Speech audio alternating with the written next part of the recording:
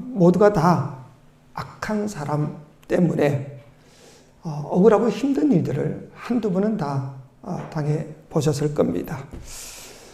분통 터지고 억울하고 힘들고 참 고통을 겪는 날들이 한두 번이 아니었을 겁니다. 그때는 얼마나 힘들고 어려웠었습니까? 우리 모두 이런 경험들을 다 가지고 있기 때문에 오늘 이 시편의 기자가 말씀하는 이 내용이 우리에게 크게 공감이 되는 부분이 있습니다. 3절로 5절까지 이렇게 말하고 있지요. 주님, 악한 자들이 언제까지 성전가를 부르게 하시겠습니까? 사악한 자들이 거만하게 말하며 그들이 모두 다 거드름을 피웁니다. 주님, 그들이 주님의 백성을 짓밟으며 주님의 택하신 백성을 괴롭힙니다. 우리들이 살아가는 동안 이렇게 악한 자들을 만나고 그들로 인하여서 상처받는 일들이 참 많지요. 그래서 우리들 역시 하나님 앞에 이런 탄식과 이런 고발을 올려드릴 수가 있는 겁니다. 그런데 여기서 우리가 조심해야 될 것이 한 가지가 있습니다. 그게 뭔가 하면 바로 우리의 마음이 상하는 것만큼은 우리는 절대로 조심해야 한다 하는 거지요. 절대로 마음이 상해서는 안 된다. 악한 세상에서 또 악한 사람들로부터 어떤 피해를 당하고 공격을 당하다가 보면 나도 모르게 마음이 상할 때가 있습니다. 마음이 상해버리면 나도 모르게 불평과 원망과 저주와 또는 비판하는 말 또는 공격하는 이런 말들이 나올 수밖에 없지. 왜? 내 속에 있는 것들이 그대로 나올 수밖에 없기 때문에 그런 겁니다. 근데 이건 참 두려운 일이다.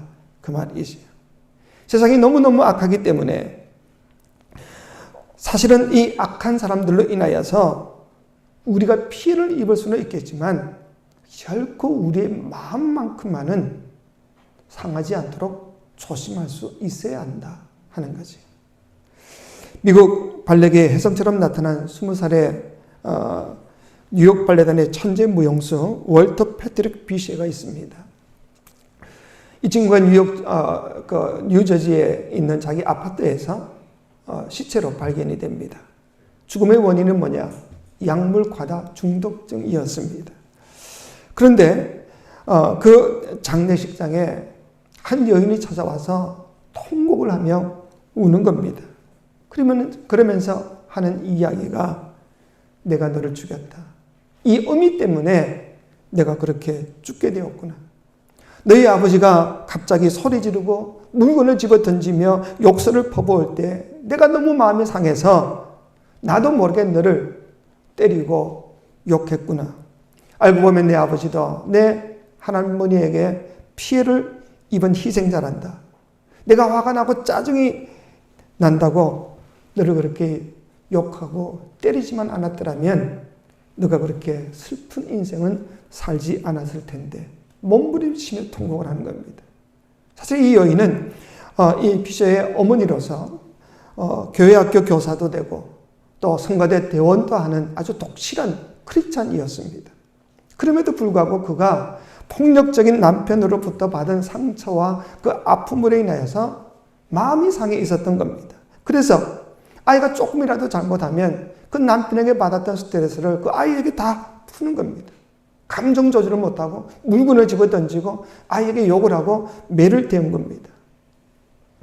직장에서 스트레스를 받고 마음이 상할 때도 역시 마찬가지였습니다. 자기 신세를 한탄하면서 그 아이에게 이유도 없이 매질과 욕을 할 때가 한두 번이 아니었다는 거지요. 엄마로부터 따뜻한 사랑과 격려를 기대했던 이 아들은 그 마음의 상처를 어찌할 수가 없어서 약물이 아니고서는 도무지 살아갈 수가 없는 그런 약물 중독자가 될 수밖에 없었더라 하는 것이야.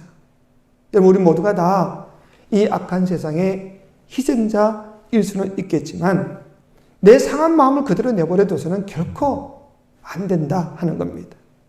어떤 목사님이 상담을 하게 됩니다. 30년 동안 하루도 편할 날이 없이 늘 상처만 받았다고 주장하는 그 사람과 상담을 하는 중에 그 사람이 목사님께 물었습니다. 목사님도 혹시 상처를 받으십니까? 어떻게 대답하겠습니까? 그래서 목사님이 어떻게 보이십니까? 그렇게 물었더니 목사님이 무슨 상처를 받으시겠습니까? 그때 이 목사님이 그런 이야기를 하셨다고 합니다. 제가 목회하면서 받은 상처, 겪었던 여러 가지 아픔 이런 것을 이야기한다면 삼국지의 분량보다 훨씬 더 많을 겁니다. 그러나 나는 그 상처를 그때그때 치유하고 떨쳐버리고 치우려고 노력하며 살아왔기 때문에 지금 제가 있는 겁니다. 어떤 상처를 받았느냐보다 더 중요한 것은 어떻게 치유하느냐 하는 겁니다. 그런 이야기를 했다는 겁니다. 여러분 상처받지 않는 사람 누가 있겠습니까? 하지만 우리 예수 믿는 사람들은 세상 사람들과는 다르게 반응할 수 있어야 되지 않겠냐 하는 거죠. 오늘 본문에 보면 이 시편의 기자는 1절에서 이렇게 고백을 하고 있지요. 주님은 복수하시는 하나님이십니다. 복수하시는 하나님. 좀 강한, 좀 충격적인 표현이 아닐 수가 없지요. 성경에 흔히 나오는 그런 표현은 아닙니다. 하지만 이 원뜻은 뭐냐? 복수는 우리 소관이 아니라 하나님의 소관이다. 복수는 우리가 하는 것이 아니라 하나님이 해주시는 것이다. 그런 의미입니다. 여러분, 내가 피해를 받아도 갚아주실 분은 하나님이시다. 이 말이죠. 그래서 2절에 보니 심판하시는 주님이시다. 그렇게 말하고 있지 않습니까? 여러분, 지금도 우리는 누군가에게 피해를 받게 되면 내 스스로 복수하면 사실은 안 되지요. 우리가 할 수 있는 일은 신고하는 겁니다. 사법기관에 고발을 합니다. 그러면 그 사법기관에서 알아서 다 처리해 주시죠. 우리가 스스로 안갚음을 하게 되면 나도 처벌을 받을 수밖에 없는 겁니다. 우리가 하나님을 믿을 때도 역시 똑같아 그 말이죠. 내가 상처를 받았고 억울한 일을 당했습니다. 그렇다고 해서 내가 스스로 갚게 되면 이거는 결코 옳지 않다.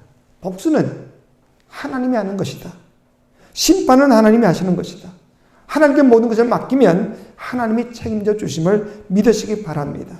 이런 믿음만 가지면 내가 마음 상해할 게 뭐가 있냐 이 말이지요. 여러분, 하나님을 안 믿는 사람들, 하나님의 심판을 믿지 않는 사람들은요, 하나님을 두려워하지 않기 때문에 악한 행동을 할 수밖에 없는 겁니다.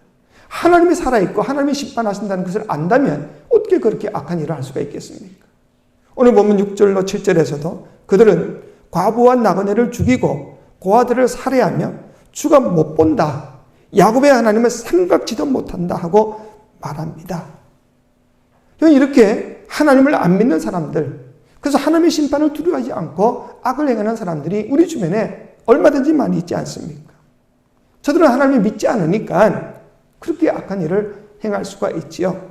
여러분, 그러나 하나님을 믿지 않는 그 사람들 뿐만이 아니라 사실은 우리들 역시 하나님을 믿지 않을 때가 있습니다. 이 악한 일을 당하는 가운데에 악한 자들만 탓하고 또는 세상을 탓하는 가운데서 사실은 내가 심판하시는 하나님을 믿지 못하고 있기 때문에 그래서 그 모든 것을 주께 맡기지 못하고 내가 원망하고 내가 불평하고 내가 비난하면서 그렇게 살아가는 사람들이 많이 있더라 이 말이죠. 이 모든 이유는 엄밀히 말하면 심판하시는 하나님을 믿지 못하기 때문에 그러는 것이 아니냐 이 말이지요. 시편 기자는 이렇게 하나님을 믿지 않는 자들을 미련한 자, 어리석은 자라고 말하고 있습니다. 8절에 보니까 이렇게 말하고 있죠. 우리 8절 같이 한번 봅시다. 시작. 백성 가운데서 미련한 자들아 생각해 보아라. 아멘. 하나님이 왜 이들을 미련한 자라고 이야기하고 있냐? 9절에 보니까 귀를 지어주신 분이 들을 수 없겠느냐. 하나님이 우리를 창조하셨습니다. 우리 기도, 들을 수 있는 이 기도 하나님이 만드셨습니다. 근데 그 하나님이 우리의 소리를 왜 듣지 못하시겠느냐 그 말이죠. 우리 마음속 깊은 곳에 있는 작은 신음까지도 내 근심까지도 하나님이 다 듣고 계심을 믿으시기 바랍니다. 성경의 곳곳에 이런 이야기가 나와져 있지 않습니까? 창세기 2장에 보면 아벨이 가인에 의해서 죽게 되죠. 그때 성경에 보니까 아벨의 핏소리를 하나님이 들으셨다. 그렇게 말씀합니다. 출애굽기 2장에서는 애굽에서 이스라엘 백성들이 남자아이를 낳으면 바로 왕이 다 죽이도록 명령하게 됩니다. 근데 그 울부짖음을 하나님이 들으셨다 말씀합니다. 하나님 다 들으시는 하나님이시지요. 엘리야가 바알을 섬기는 선지자 450명과 아사랴를 섬기는 그 거짓 선지자 400명, 도합 850명과 갈멜산에서 대결을 벌이게 되지요. 하늘에서 불이 내려와서 재물을 태우게 시합을 하게 됩니다. 저들은 아무리 부르짖어도 응답이 없었습니다. 왜? 저들이 믿는 신은 죽은 신이니까. 그러나 이 엘리야는 하나님 응답하소서 한마디 했는데 곧장 불이 내려와서 그 모든 재물을 다 태우고 주변에 있는 물까지 다 태워버렸다고 성경에 나와서 있지 않습니까? 우리 모든 울부짖음, 지금 우리가 겪고 있는 모든 어려운 일들, 억울한 일, 고통, 탄식, 무슨 신음, 이 모든 소리를 하나님이 다 듣고 계심을 믿으시기 바랍니다. 뿐만 아니라 9절 이하에 또 보니까 눈을 빚으신 분이 볼 수 없겠느냐. 우리 눈을 지으신 하나님께서 못 볼 것이 뭐가 있냐 그 말이죠. 보지 못하는 것이 뭐가 있냐. 다 보고 계십니다. 내가 어떤 억울한 일을 당했는지, 내가 얼마나 답답한 일이 있는지, 내 가정에 얼마나 힘든 일들 속에 고통 중에 있는지, 내가 어떤 병에 걸렸는지 하나님이 다 보고 계신다 그 말이죠. 시편 139편 2절에 주께서 내가 앉고 일어섬을 아시고 멀리서도 나의 생각을 밝히 아신다 말씀합니다. 내 처지 형편, 내 사정 하나님이 다 듣고 계시고 다 보고 계심을 믿으시기 바랍니다. 내가 이런 믿음만 있다고 그런다면 우리가 왜 마음의 상처 때문에 고민할 수 있냐 그 말이죠. 하나님께 다 맡겨버리자는 겁니다.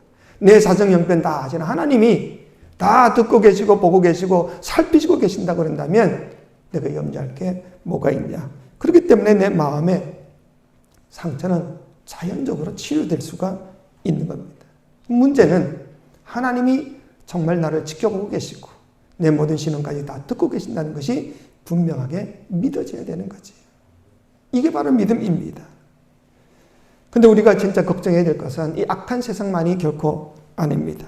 악한 세상을 탓하는 우리 속에도 악한 속성이 있다는 것, 이걸 사실은 우리가 더 걱정해야 되지 않느냐 하는 거지. 어떤 사람이 끊임없이 사회가 어떻고 교회가 어떻고 뭐 여러 가지 세상의 악에 대해서 계속해서 비난하고 불평을 하는 겁니다. 듣다 못한 친구가 그렇게 물었다고 그럽니다. 야, 계속 내가 들어보니까 세상이 악하고 너 주변의 모든 것이 다 악하다고 이야기하는데 내 속에 있는 악은 걱정이 되지 않냐. 그랬더니 이 친구가 말도 못하고 왜? 자기 이중성이 들킨 것처럼 부끄러워하면서 아무 말도 못했다는 말이 있습니다. 여러분, 우리도 이것이 나쁘고 뭐 저것은 문제고 이야기들을 하고 있지만 내 속에는 그런 악이 없냐? 내 속에는 그런 악이 없냐? 이걸 우리가 살필 줄 알아야 합니다. 여러분, 악한 세상을 심판하시는 하나님께서는 하나님의 자녀된 우리들도 꾸짖으실 때가 있습니다. 하나님께 우리들이 세상의 악한 것을 고발하고는 있지만 하나님은 우리 속에 있는 악한 죄를 지적하실 때도 있는 겁니다. 오늘도 예배드리는 가운데 하나님이 나에게 꾸짖는 음성을 듣는 분도 분명히 계실 겁니다. 내가 이렇게 살아서는 안 되는데, 내가 너무 부끄러워, 언제까지 내가 이렇게 살아야 하나, 성령의 근심을 듣는 분들도 분명히 있을 겁니다. 하나님은 그 사랑하는 자에게 책망도 하시고 꾸짖기도 하신다. 여러분, 사실 이렇게 하나님으로부터 오는 이 꾸짖음, 이 나의 죄를 지적하는 이 꾸짖음을 받는다는 것은 사실은 고통스럽고 힘든 일이지만 정말 되돌아 생각해 보면 이 지적당하는 것이 얼마나 기쁘고 감사할 일이냐 하는 거지. 왜? 그래야 내가 살 수 있는 길도 돌이킬 수 있기 때문에 그렇습니다. 저는 제가 뭘 잘못했을 때 하나님이 기뻐하지 않는 일을 제가 하게 되면 주님께서 제 뒤통수를 그냥 한 대 갈겨줬으면 좋겠다, 이런 생각을 한 적도 있습니다. 만약 하나님이 그렇게 하신다면 내가 어떻게 나쁜 길로 계속 갈 수가 있겠습니까? 실제로 내가 잘못한 일을 하게 될 때, 정신 못 차릴 때에 하나님께서 저를 때려서라도 깨우쳐 주신다 그런다면, 그래서 제가 악한 길로 가지 않고 다시 하나님이 기뻐하시는 길로 되돌아 설 수 있다 그런다면 이보다 더 큰 은혜가 어디 있겠냐 그 말이지요. 이렇게 해주지 않는 그 자체가 사실은 두려운 겁니다. 목회하면서 정말 두려운 것이 있는데, 교회가 성장하지 않는 것도 아니고, 교회가 성장 못하는 것이 두려운 것도 아니고, 제가 설교를 못하는 것도 두려운 것이 아닙니다. 정말 두려운 것이 뭐냐? 은밀한 죄 가운데 살면서도, 은혜롭지 못하게 살면서도 설교는 그럴듯하게 할 수 있는 것. 내가 너무 부끄럽게 살고 있으면서도 신방 가서는 천사처럼 말할 수 있다는 이 자체가 사실은 얼마나 두려운 일이냐 하는 거지. 지난주에 제가 설교했죠. 하나님 앞에 설 때는 우리 모든 은밀한 죄가 다 드러나게 될 터인데 이게 얼마나 무서운 일이냐 하는 거지. 오늘 아침에 집사람과 잠깐 이야기하다가 제가 대구에 있을 때 한 집사님이 생각이 났습니다. 이분은 남들 볼 때는 천사입니다. 교회를 위해서 다 헌신하는 것처럼 봉사하고요. 무슨 귀한 신앙의 무슨 집회 그런 데는 헌신합니다. 자기 돈도 내고 중국까지 가서 선교도 하고 대단한 분이었습니다. 그런데 그 뒷배경에 보면 끔찍한 죄를 저지른 사람이었습니다. 교회 헌금을 훔쳐가기도 하고, 솔직하게 말해서 훔쳐가기도 하고, 차량을 사겠다는데도 훔쳐가기도 하고, 엉뚱한 나쁜 짓도 하고, 그러면서도 남들을 볼 때는 천사처럼 보이는데 그 생각이 갑자기 오늘 아침에 제가 떠올랐습니다. 하나님은 우리의 속중심의 죄까지 보고 계심을 우리가 결코 잊지 말아야 됩니다. 그런데도 불구하고 하나님이 죄를 책망해 주셔서 내가 깨달을 수 있다 그런다면 이게 얼마나 감사한 일이냐 하는 거지. 그래서 오늘 시편 기자는 12절에서 이렇게 말하죠. 같이 한번 봅시다. 시작. 주님께서 꾸짖으시고 주님의 법으로 친히 가르치시는 사람은 복이 많은 사람입니다. 아멘. 믿으십니까? 주님이 친히 나를 때려서라도 내 가는 다리를 꺾어서라도 올바른 길로 이끌어준다 그런다면, 그래서 내가 영원한 생명을 얻을 수 있다 그런다면 이보다 더 귀한 복이 어디 있냐 그 말이지. 그리고 그 꾸짖음을 알아듣고 돌이킬 수 있다 그런다면 그 사람은 참 복 있는 사람입니다. 왜? 그 영은 아직도 살아있기 때문에 그렇다. 여러분, 죽은 사람은요, 아무리 찔러도 아무리 욕을 해도 반응이 없습니다. 근데 살아있는 사람은 되돌아올 수 있지 않냐 하는 거지. 그래서 정말 문제는 이 하나님의 지적을 알아듣지 못하는 사람, 이 사람이 문제다 하는 거지. 오늘 본문 14절에서는 읽지는 않았지만 14절에 이렇게 말씀합니다. 우리 같이 한번 봅시다. 시작. 주님께서는 주님의 백성을 외면하지 않으시며 주님이 소유하신 백성을 버리지 않으실 것입니다. 아멘. 제가 탕자 이야기를 읽는 가운데 큰 충격, 큰 은혜와 함께 충격을 받은 적이 있습니다. 여러분은 또 어떻게 보시는지 몰라도 그 탕자 이야기를 보면 탕자가 돌아오자 아버지가 잔치를 베풉니다. 근데 그 잔치를 베푸는 이유가 뭔가 오늘 집에 가서도 한번 잘 살펴보시기 바랍니다. 누가복음 15장 24절과 27절에 보니까 이런 말씀이 있습니다. 24절에 내 아들은 죽었다가 다시 살아났으며 내가 잃었다가 다시 얻었노라. 27절 같이 봅시다. 시작. 당신의 아버지가 건강한 그를 다시 맞아들이게 됨으로 인하여 살찐 송아지를 잡았나이다. 아멘. 자, 아버지가 왜 잔치를 베푸고 있냐? 여러분, 사실 이 돌아온 탕자를 보면서 아버지가 야단칠 거리가 한두 가지가 아니지 않습니까? 탕자가 지은 죄가 한두 가지가 아닙니다. 다시 내쫓을 수도 분명히 있을 겁니다. 그럼에도 불구하고 이 아버지가 탕자를 보고 잔치를 벌인 이유가 뭐냐? 그가 지었던 죄, 잘못 이거는 하나도 보지 않고 돌아왔다는 것. 죽었다가 다시 살아왔고 잃었다가 다시 얻었다는 것. 그것 하나. 건강한 몸으로 다시 돌아온 그것 하나 붙잡고 살진 송아지를 잡았다. 잔치를 한다. 이야기하고 있습니다. 여러분, 저는 이 사실을 통해서 하나님은 이렇게 하시는 하나님이시구나 깨달았습니다. 여러분, 하나님은 우리가 잘한 것과 잘못한 죄를 저울질하다가 잘한 것이 많으면 칭찬하시고 못한 게 많으면 우리를 야단치시는 그런 하나님이 절대로 아니다 그 말이지. 사실 그럴 수도 없죠. 왜? 우리는 살 수도 없는 죄악을 저지른 자들 아닙니까? 주님 앞에 감히 설 수도 없는 죄인들입니다. 근데 왜 하나님이 우리에게 은혜를 베푸시냐? 내가 잘못한 게 아무리 많다 할지라도 은혜 베풀 만한 끈덕지가 조금이라도 있으면 하나님 그것 하나 보시고 우리에게 놀라운 은혜를 베푸시는 하나님이심을 믿으시기 바랍니다. 그래서 우리가 지금 이 자리에 사실은 앉아 있을 수 있다 그 말이지. 살 수도 없는 많은 잘못을 저지른 우리들이지만 그럼에도 불구하고 오늘 이렇게 주님 앞에 예배드리러 나온 이 한 가지만 보고도 하나님은 우리를 엄청난 축복을 주심을 믿으시기 바랍니다. 상상도 할 수 없는 은혜를 베푸시는 하나님이시다 그 말이지. 그러니까 하나님은 언제나 우리를 보실 때는 뭘 잘못한 게 없냐 이게 아니라 무슨 은혜 베풀 만한 건덕지는 없냐. 하나님들 이것만 보고 계신다 그 말이지. 그리고는 모든 죄는 다 모른 척 해 주신다 하는 겁니다. 마찬가지로 하나님은 이 악한 세상, 저 악한 사람을 왜 그냥 내버려 두시느냐? 은혜 베풀 만한 것이 한 가지라도 있는지 그걸 기다리시는 겁니다. 오늘 우리 이수홍 목사님도 기도하셨을 때 하나님이 그걸 기다려주시는 하나님이라고 기도하지 않습니까? 그것 하나 때문에 하나님이 은혜를 베풀어 주신다. 이 세상은 참 악하지요. 우리가 볼 때는 참 가망이 없어 보이지만 그래도 철없는 아이들이 뛰어놀고 있습니다. 예수 앞에 올바로 살아보려고 몸부림치는 성도들이 그래도 있습니다. 소돔과 고모라 성에 의인 10명만 있으면 하나님이 살려주시겠다고 약속하신 하나님 아니십니까? 하나님이 이 세상의 악을 몰라서 이 악한 세상을 그냥 두시는 게 결코 아니다. 하나님의 은혜 베풀 만한 것이 있으니까 지금도 참고 기다리고 계신다 그 말이지. 우리는 험악하고 악한 세상 가운데서 우리가 고난 당할 수밖에 없습니다. 의인은 고난을 당할 수밖에 없다. 왜? 지금은 악한 사탄 마귀가 지배하는 세상이기 때문에.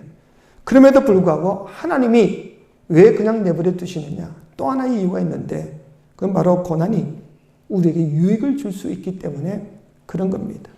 만약 그 고난이 우리에게 유익이 되지 않는다 그런다면 하나님이 그냥 내버려 두실 이유가 없죠. 왜? 우리를 독생자 예수보다 더 사랑하시는 하나님 아니십니까? 유익이 있기 때문에 우리에게 고난을 그냥 내버려 두신다. 성경에도 보니까 시편 119편 67절에 고난 당하기 전에는 내가 거릇 행하였더니 이제는 주의 말씀을 지키나이다. 71절에 고난 당한 것이 내게 유익이라 이로 인하여 내가 주의 율례를 배우게 되었나이다. 여러분 이런 고백을 할 수 있는 사람들이 이 자리에도 아마 많이 있을 겁니다. 내가 정말 어려움이 없기 전에는 주의 뜻 가운데 살지 못했는데 아프고 나니까 고난을 당하고 나니까 힘든 일을 겪고 나니까 아하 내가 잘못 가고 있었구나. 그래서 믿음을 지키게 되고 믿음이 성장하게 되었노라고 그런 고백을 할 사람들이 많이들 있을 겁니다.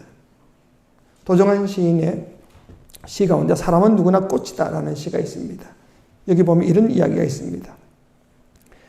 한 개의 과일이 결실을 이루기까지 비바람에 시달리는 날들도 많았지만 그 비와 바람과 햇빛을 받으며 이고온 날들을 잊어서는 안 되는 것이다. 꽃 한 송이도 지치고 힘든 날들이 많았지만 그 하루하루가 쌓여 아름다운 꽃을 피운 것이다. 사과나무도 밤나무도 그렇게 가을까지 온 것이며 곽꽃도 들국화도 코스모스도 다 그렇게 꽃핀 것이다. 내 삶에 있어서 열매라는 것이 가장 좋은 일들만 있어서 생긴 것이 결코 아니다 그 말이죠. 때로는 눈물에 펑펑 쏟을 일도 있었고 어떨 때는 꼭 죽을 것만 같은 그런 어려움이 찾아왔다. 그 가운데 내 삶의 열매가 맺어지고 있었다 그 말이지요. 그렇기 때문에 악한 세상을 탓할 필요가 없다 그 말이죠. 한 번은 저도 이 한국 사회나 교회가 완전히 썩었다. 소망이 없다. 그렇게 생각이 되면서 크게 낙심한 적이 있습니다. 그때 나도 모르게 계속 나오는 것은 원망과 불평밖에 나오지 않는 겁니다. 근데 그때 주님께서 저에게 깨워줘 주시는 생각이 있었습니다. 그게 뭐냐? 너희는 세상의 빛이다 하는 말씀입니다. 그 말씀 속에 제가 충격을 받았습니다. 여러분 생각해 보십시오. 하나님 역시 마찬가지입니다. 세상이 어둡다고 왜 우리가 탓할 필요가 있냐? 빛이 세상이 어둡다고 탓할 필요가 뭐가 있냐? 너가 빛이면, 너의 빛을 비추면 어둠이 물러가지 않겠냐? 그 말입니다. 근데 제가 깨달은 것이 바로 그겁니다. 아하, 예수 믿는 사람들은 세상이 어둡다고 불평하고 원망하는 것도 죄가 될 수 있는 거구나. 악한 자들을 보고 저들이 왜 저렇게 악하냐 욕하고 비방하는 것도 죄가 될 수 있겠구나 하는 것을 깨달은 겁니다. 주님은 분명히 예수 믿는 사람들을 향하여서 너희는 세상의 빛이다 말씀하셨습니다. 그렇다고 한다면 우리 예수 믿는 사람들이 제대로 예수를 잘 믿기만 한다면 세상이 아무리 어두운들 그게 무슨 상관이 있냐 그 말이죠. 예수 믿는 우리가 빛인데 그 어두운 세상을 향하여서 빛을 비추면 될 것이 아니냐 그 말입니다. 문제는 우리 예수 믿는 사람들이 진짜 빛이 되어야 한다 그 말이죠. 진짜 빛이 되어야 된다. 그럼 어떻게 하면 우리가 예수의 명령대로 세상에 빛이 될 수가 있냐? 진짜 빛이 될 수가 있냐? 나는 죽고 예수로 살 수 있다면, 예수님은 포도나무여 나는 가지라는 것이 분명한 고백이 될 수 있다 그런다면, 그렇게 살 수만 있다면 그 사람은 세상에 빛이 될 수가 있는 거지요. 주님이 내 안에 오셨고 그 주님이 나의 인생의 참된 주인이 되셔서 나는 그 뜻대로 살겠습니다는 고백이 제대로 될 수만 있다 그런다면 그 사람은 모두가 다 세상에 빛이 될 수가 있는 겁니다. 항상 기뻐하고 범사에 감사하는 사람, 고난도 축복이라고 여기고 모든 두려움과 염려를 주께 맡길 줄 아는 사람, 세상 사람들은 이런 온전한 믿음을 가진 사람들을 바라보면서 아무리 세상이 악하고 힘들다 할지라도 희망과 소망을 가질 수가 있는 겁니다. 그렇기 때문에 우리 예수 믿는 사람들은 언제 어느 곳에 있든지 간에 그 주변 모든 사람들에게 희망이 되고 기쁨이 되고 빛이 되어야 됨을 믿으시기 바랍니다. 이게 하나님의 계획입니다. 우리를 먼저 부르신 이유는 세상이 너무 악하기 때문에, 너무 힘들기 때문에 나를 통하여, 빛된 우리들을 통하여 주변을 밝히고자 우리를 부르셨다 그 말이지요. 사실 주님이 지금까지 우리를 붙잡아 주지 않으면 여기 설 수 있는 사람 누가 있습니까? 오늘 시편 기자도 그렇게 고백을 합니다. 17절에 이런 말씀을 합니다. 여러분 앞을 보면 같이 봅시다. 시작. 주님께서 나를 돕지 아니하셨다면, 아멘. 이게 우리 모두의 고백 아닙니까? 주께서 지금까지 나를 지켜주지 아니하셨더라면, 나에게 은혜 베푸시고 나의 건강을 지켜주시고 내 삶을 이끌어주지 아니하셨더라면 나는 벌써 끝장난 사람들 아니냐 그 말이지요. 그렇기 때문에 내가 지금 여기 있는 것은 주의 지켜주심 때문이라고 믿는다 그런다면 이후에도 앞으로도 하나님이 나를 지켜주심을 믿을 수 있기를 주의 이름으로 축원합니다. 하나님이 약속하고 계십니다. 18절과 19절에서 이렇게 이야기합니다. 주님, 내가 미끄러진다고 생각할 때에는 주님의 사랑이 나를 붙듭니다. 내 마음이 번거로울 때에는 주님의 위로가 나를 달래줍니다. 주님은 살아계십니다. 우리 혼자 외로이 분투하며 이 세상을, 악한 세상을 싸워가며 살아가는 것이 결코 아니다 그 말이지. 하나님이 나를 지켜주시고 위로해 주시고 선한 목자가 되셔서 순간순간 나를 이끌어 주신다. 나의 반석도 되시고 나의 피할 바위도 되어주신다. 약속하고 있습니다. 22절과 23절에 보니까 주님은 나의 요새, 나의 하나님은 내가 피할 반석이시다. 그들의 죄를 그들에게 물으시며 그 악함을 벌하셔서 그들을 없애버리실 것이다. 주 우리 하나님께서 그들을 없애버리실 것이다. 하나님이 우리의 반석이 되시고 우리의 걸음걸음 인도해 주신다. 악한 세상 염려하지 마라. 그 말입니다. 근데 이런 말씀을 들으면서 이런 생각을 가진 분도 있을 겁니다. 저도 그런 하나님은 꼭 좀 믿고 싶습니다. 세상에서 상처받고 또 좌절하고 원망밖에 없는 나인데 이런 나를 하나님이 좀 만나주시면 안 되겠냐고. 왜 하나님은 나에게는 보이지 않냐고. 근데 여러분 그런 분이 있다면 밖에 나가서 태양을 한번 쳐다보십시오. 좀 오래 보다가는 눈이 상할 수밖에 없습니다. 여러분 하나님이 만드신 태양 하나도 우리가 제대로 볼 수 없는 존재가 우리들 아닙니까? 우리는 하나님을 바라볼 수 있는 존재로 만들어지지 않았다 그 말입니다. 그래서 하나님이 우리에게 믿음을 주신 겁니다. 믿음을 통해서 하나님을 알게 하시고 믿음을 통해서 하나님을 보게 하시고 믿음을 통해서 하나님을 만나게 해주신다 그 말이지. 그렇기 때문에 육신의 눈으로 보지 못한다고 낙심할 게 아니라 믿음의 눈으로 주를 바라볼 수 있기를 주의 이름으로 축원합니다. 하나님은 살아계시고 우리의 힘과 능력이 되어주십니다. 왜 그걸 보지 못하냐 그 말이죠. 영적인 눈을 좀 떠서 나의 힘 되시는 그 주님을 바라보자는 겁니다. 제가 몇 번씩 소개한 사람이 있죠. 미즈노 겐조라고. 무엇 하나 움직일 수 없고요. 눈동자 하나만 움직일 수 있는 일본의 사람이 있습니다.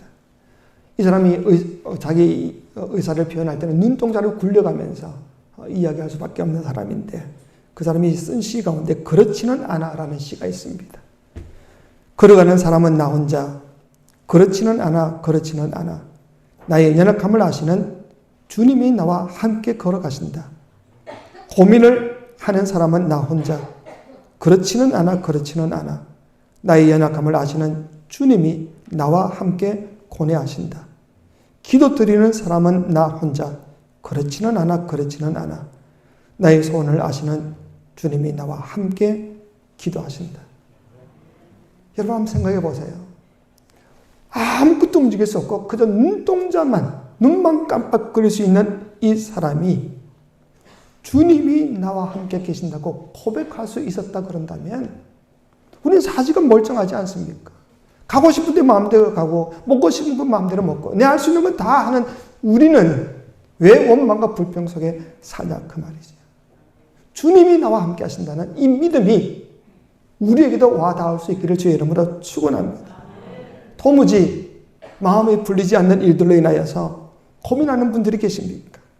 악한 세상, 악한 사람만 탓할 게 아니라 주님을 바라보라는 겁니다. 주님을 바라보라. 나의 요새와 나의 피할 반석이 되어주시는 하나님, 그 하나님께서 심판주가 되셔서 복수하시는 하나님이 되셔서 모든 것을 해결해 주신다고. 그건 내게 맡겨라고 말씀하니까 내가 마음 상하지만 않으면 우리는 주 안에서 늘 기뻐하고 감사할 수 있지 않냐 하는 거지. 우리는 이들 일들로 인해서 결코 마음이 상해서는 안 된다. 하나님의 뜻은 항상 기뻐하고 범사에 감사하는 것이 하나님의 뜻이다. 내게 기도하라 이야기하지 않습니까? 이게 사는 길인 줄을 믿고 날마다 주만 바라보면서 주님만 의지하고 주께 모든 것을 맡기는 가운데에 범사에 감사하고 항상 기뻐하며 살아갈 수 있는 저와 여러분 되시기를 주의 이름으로 축원합니다.